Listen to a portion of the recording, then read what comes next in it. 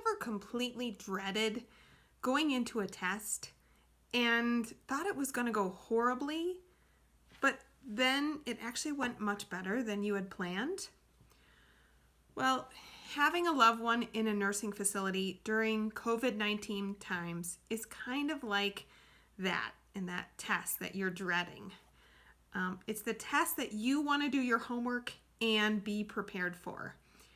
And I'm going to give you 5 ways that you can get ready for that test so that you can feel more in control, be less afraid, and feel confident that you can be the best support for your loved one.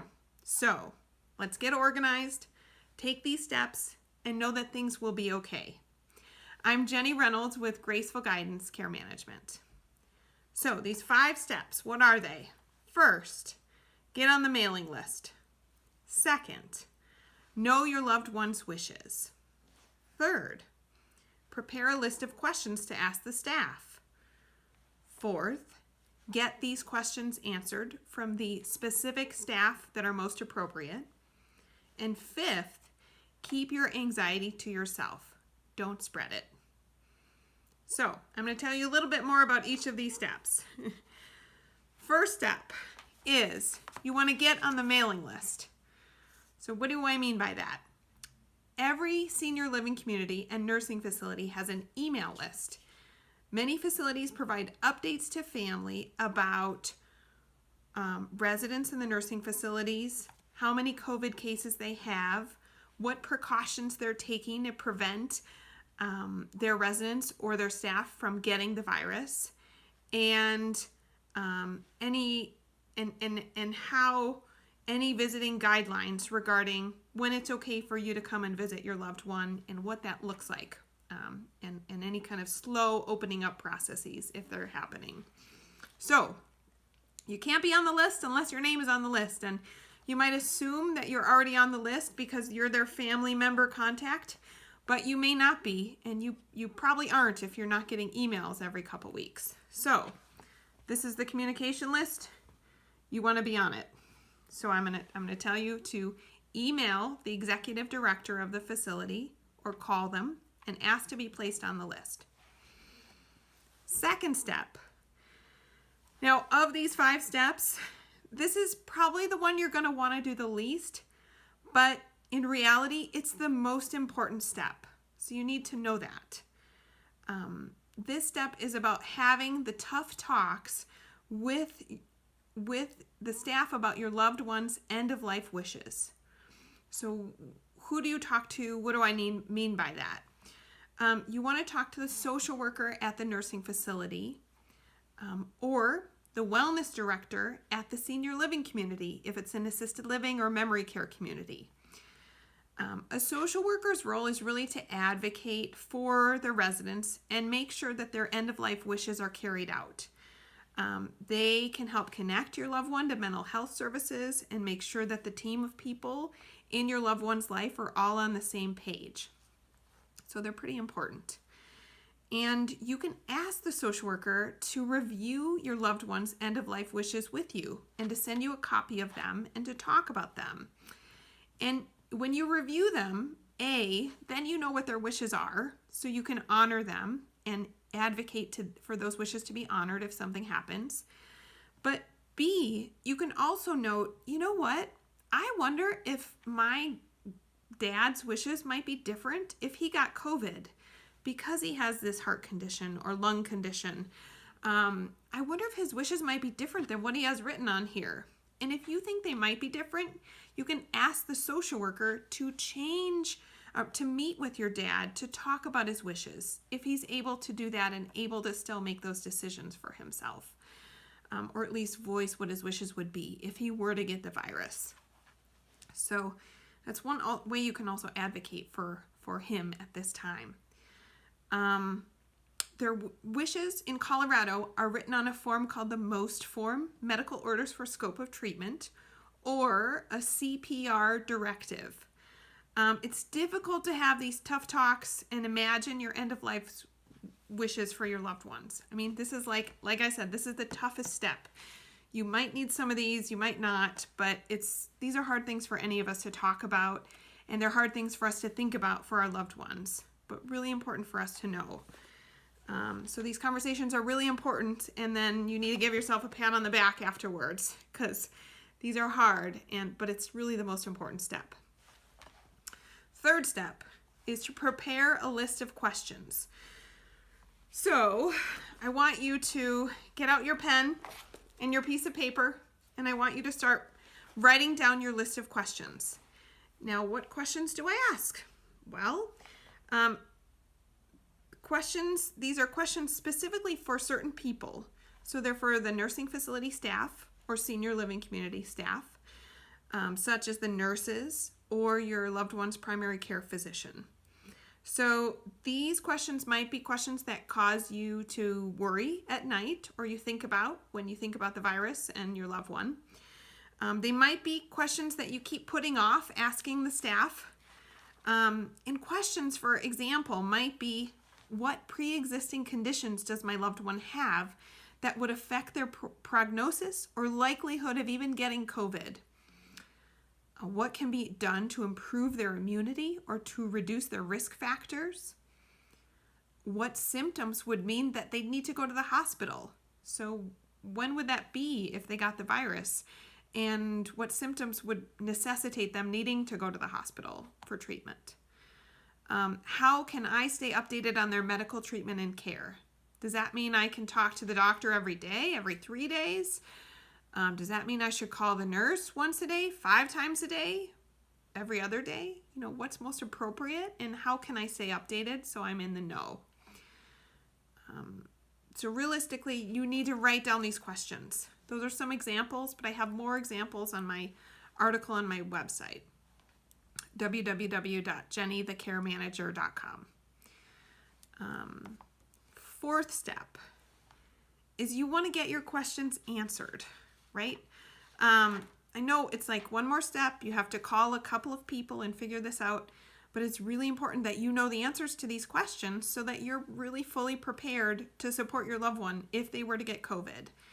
And so you can alleviate your fear and anxiety about what would happen if that happens. So the more clear you can be about your questions, and the better. The more clear you are and concrete you are. So if you have a list of 10 questions, then you're not going to waste the time of the doctor or the nursing staff, and you're going to be more respectful of their time because they're busy right now. During these times of COVID, facilities are stressed, their staff are strapped, the doctors are strapped, and there's a lot being demanded of them. So it's important that you get this information and focus on the end game of doing so, but you also have to bear in mind it's important to be respectful of their time.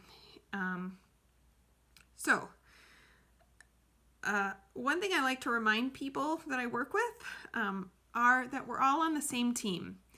So if your dad's name is Tom, and Tom is in the nursing facility, and he has a doctor and a neurologist and a caregiver, and you, the daughter or son, and 3 nieces and nephews, and his sister and his wife, Tom's got a big support team. And so I want to remind you during this step, when you're getting this information, it's important to remember that we're all on the same team. We're all on Team Tom. So, for example, when you may not know how to call the primary care doctor, so you need to call the facility, talk to his nurse, and ask the nurse, what is the contact phone number for his doctor? How can I reach them? I have some questions for them. So they can give you the direct phone number for the doctor. If you don't get a response right away, then wait, a day or 2 and try them again. Leave another message. The squeaky wheel does get the grease, unfortunately, but that's the way things go. And you have to remember it's not too much to ask for their time. If you take 15 minutes of their time, it's not too much to ask. You're getting this information is really valuable and important and helps you be a better advocate and support for your loved one. So don't feel bad calling your doctor. Don't feel bad calling your nurse, their nurse. You can always ask, is there a better time to reach you?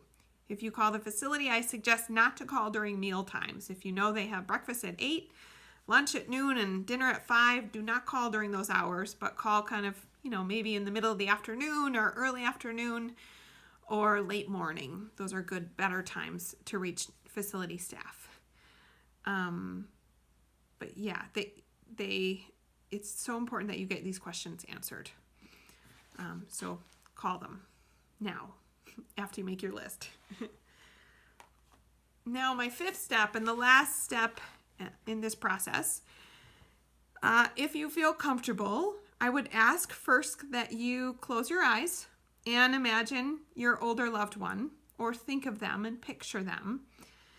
And this person that you worry about who lives in a nursing facility or other senior living community, and picture the worries that they might be experiencing. Picture giving them a virtual hug by taking these steps.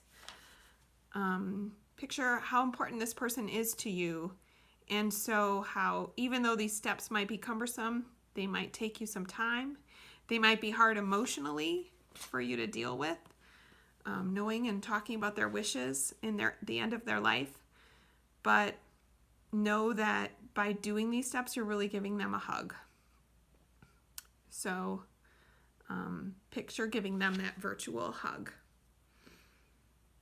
Now that brings me to my last step, the 5th step, which is take a deep breath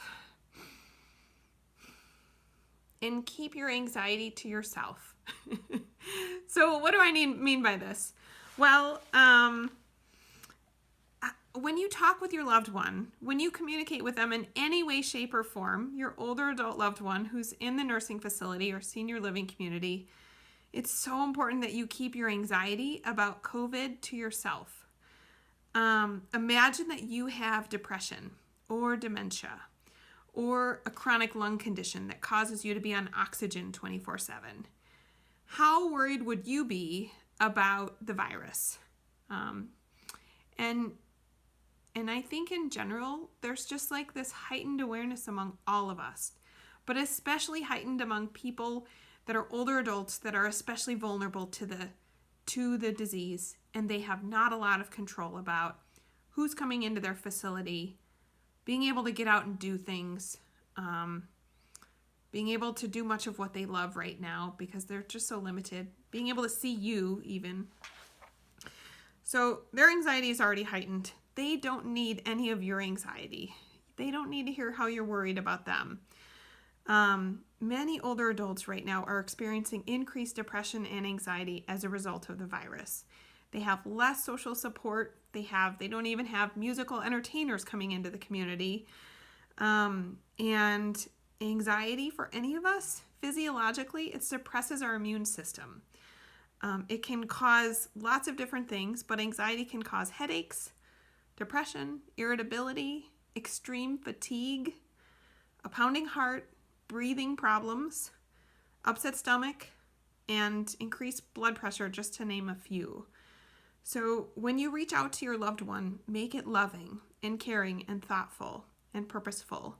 Don't make it about your anxiety, and don't share your anxiety with them. Send them a bright colored card to perk their day up, or some old photos of you guys together. Have a quick FaceTime with them during one of those non-busy times so that they can see your face and see you. Some people really appreciate that. And you could play a favorite song for them on the phone or something like that. You could say, Mom, I was just thinking of you. Here's a favorite song. But if you push your anxieties onto them, it just makes their life harder. And so just be really careful not to do that. So I want you to know this. I know this is a tough time for everyone. It's not just tough for families of older people living in senior living communities or nursing facilities, but it's a tough time for everyone. But I'm here to tell you that you can prepare for this test. You can do your homework and walk in feeling confident into it if it happens in the future. I don't want you to be afraid. I hope that as a result of knowing these tips, you feel less anxiety and more confident in knowing how to get organized, how to face your fears with your loved one in case they ever get COVID. So take these steps, get organized, things will work out. For more tips and more detail on these tips, you can go to my website, www.jennythecaremanager.com, and check out my article on these tips. There are a couple more tips and a little bit more detail on these tips in case that's helpful. So take good care of yourselves and take good care of your older adult loved ones. Bye-bye.